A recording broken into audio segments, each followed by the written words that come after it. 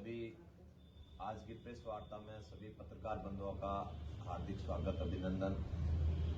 आज आप लोगों से जनहित के महत्वपूर्ण मुद्दे को लेकर रूबरू होना पड़ा है।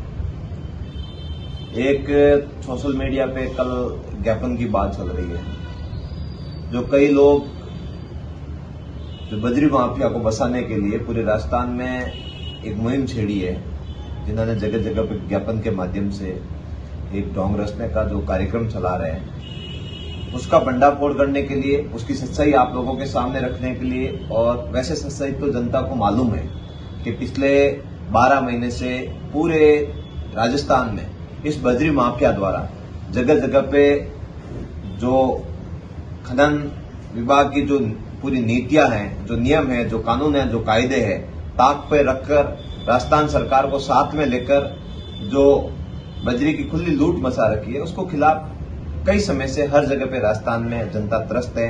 बालोतरा की बात करें तो हमने 95 दिनों तक धरना भी दिया, आमरण अनशन भी किया और बजरी माफिया के खिलाफ बड़ी रैली भी की, लेकिन उसमें कहीं न कहीं प्रशासन खुद को बौना साबित करते हुए हमारी बात सुनने में नाकाम रहा।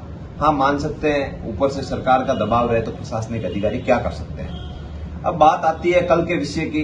अब हनुमान जी बेनीवाल जब पूरे राजस्थान में बजरी हल्ला बोल कार्यक्रम कर रहे हैं, जिसमें हमने रिया बड़ी में किया, कोलायत में किया और इसी क्रम में भीलवाड़ा में भी है, और आगामी 24 तारीख को अपने धोरीमीना में बड़ी इस बजरी माफिया के खिलाफ बजरी का हल्ला बोल कार्यक्रम है, उसको लेकर हम जगह जगह पे तैयारियां भी शुरू कर रहे हैं। और उसकी बौखलाहट कल हमने साफ सुनाई दी, क्योंकि जिस हिसाब से तैयारियां चल रही है, जिस हिसाब से जनमानस की इच्छा है उस रैली में जाने की, तो ये पहले से ये चाहते हैं कि हम ऐसा माहौल बना दे, राजपूत वर्सेस जाट कर दे इस मामले को। असल में ऐसा कुछ है नहीं। मैं आज आपके सामने पीसी कर रहा हूं, प्रेस कॉन्फ्रेंस कर रहा हूं। मैं एक ब्राह्मण समाज से ताल्लुक रखने वाला इंसान हूं, जिसने 95 दिनों तक बालोतरा की धरती पर बजरी माफिया के खिलाफ धरना दिया था, आंदोलन किया था और इसकी आवाज को मुखर किया था। और जो बजरी का जो आंदोलन है, उसकी जो शुरुआत है वो अपने बालोतरा की धरती से हुई है। और बालोतरा बाड़मेर की धरती से कोई भी आंदोलन अंगड़ाई लेता है तो वो पूरे राजस्थान की आवाज बनता है। ये हमने आगे आगे भी देखा है, सर कोई आंदोलन उठा कर देखो। अब बात आती है अपने इसकी इस बजरी माफिया की। मैं माफिया ही कहूंगा, मैं कतई किसी से डरकर उसको ईमानदार या फिर ऐसा कुछ शब्द नहीं दे सकता उसको, क्योंकि पूरी उसने खनन विभाग की नीति को ताक पर रखकर हमारे एरिया की नदी को लूटा है, हमारे असूलों के साथ, हमारे मूल्यों के साथ खिलवाड़ किया है उसने। ये बात करते कि राजपूत वर्सेस जाट है। मुझे ये बताओ, किशोर सिंह कानोड़ की होटल में सारा में एक सोते हुए बाइक पर हमला करता है, उसकी हत्या करने का प्रयास करता है। किशोर सिंह कानोड़ कोई जाट का बेटा, ब्राह्मण का बेटा, माली का बेटा है नहीं, राजपूत का बेटा था। उसकी होटल में जाके हमला किया।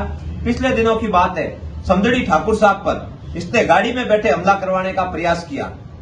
वो कोई जाट का बेटा था नहीं, ब्राह्मण का बेटा था नहीं, बढ़िया का बेटा था नहीं, किसी का बेटा नहीं था, वो सिर्फ और सिर्फ राजपूत का बेटा था।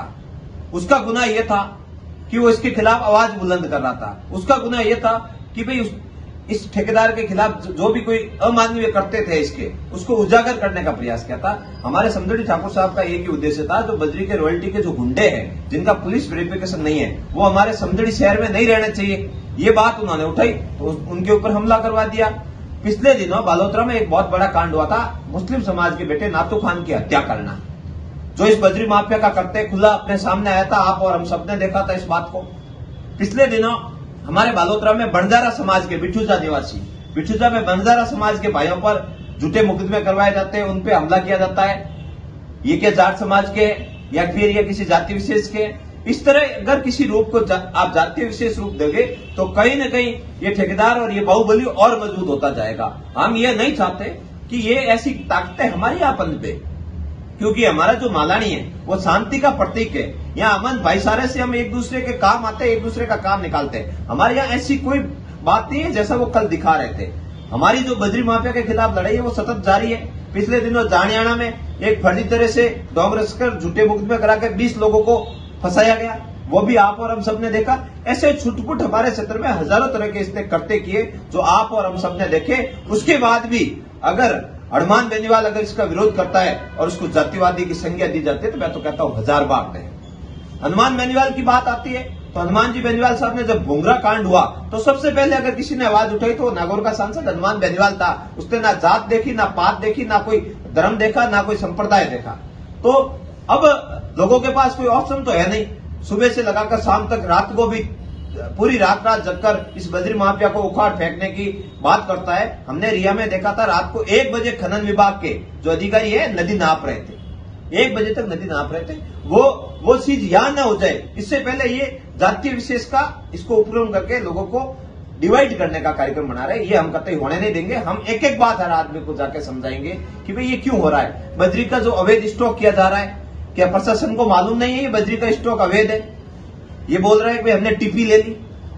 जब कृषि भूमि में जब कोई भूमि कॉमर्शियल अप्रूव्ड नहीं हो उसके ऊपर एक टोली का भी स्टॉक करना अवैध है। आप चाहे कोई खनन नीति उठा के देख लेना, मैं मान लूंगा। अगर उस पर आप बता दोगे वैध है तो हमें बोल देना, क्योंकि अवैध है वो अवैध है। अगर सच कहना गुनाह है तो ये गुनाह हम 1000 बार करेंगे। हम तो आजाद शहीद भगत सिंह जी के दीवाने हैं जो सत्य बोलना जानते हैं और इंकलाब की लड़ाइयां लड़ते हैं। जब भी हमारे भाई तकलीफ में होते हैं तो हम उनके लिए खड़े रहते हैं, कोई बड़ी बात नहीं है। और ये 24 तारीख को ये जो अवैध स्टॉक कर रखा है इसके खिलाफ पूरा का पूरा इसका माप करवाएंगे। ये कहां से लाए, कैसे ये जमा किया, इसके लिए आवाज को बुलंद करेंगे। ये हमारी आगामी रणनीति है।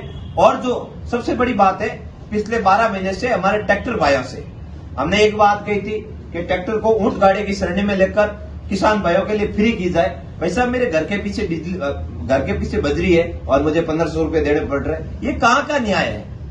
ये न्याय की बात हो ही नहीं सकती। और जो ट्रैक्टर चालकों को जो रसीद दी जा रही है वो अवैध रसीद है, कोई वैध रसीद नहीं है। और उसके लिए हमने रिया में भी 40 मुकदमे दर्ज करवाए। और 24 तारीख को जब नेताजी का कार्यक्रम रहेगा, हम बाड़मेर में भी जितने हमसे हो सकेंगे ट्रैक्टर भाइयों से सलाह करके इसके ऊपर मुकदमे दर्ज करवाएंगे ठेकेदार को। यही उसको डर सता रहा है कि हनुमान बेनीवाल और इसकी सेना, जो वानर सेना हमारे पीछे पड़ी है, वो कहीं हमें जेल का रास्ता ना दिखा दे, क्योंकि अब सरकार के भी उल्टे दिन शुरू हो गए। ये सब बातें हैं जो हमारे क्षेत्र को बदनाम किया इन जगह जगह पे इन लोगों ने। इसके खिलाफ आवाज बुलंद कर रहे हैं। और जो अब दूसरी बड़ी बात है वो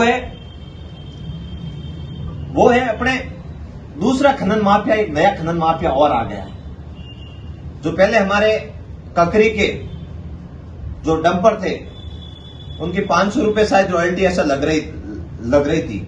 अब ये जो नया ठेकेदार है वो 2000 रुपए ले रहा है। और वो ठेकेदार कौन है मुझे नाम लेने में कोई संकोच नहीं होगा। हमारे पूर्व मंत्री और वर्तमान बायतू के विधायक श्री हरीश जी चौधरी का छोटा भाई मनीष, जो इस मामले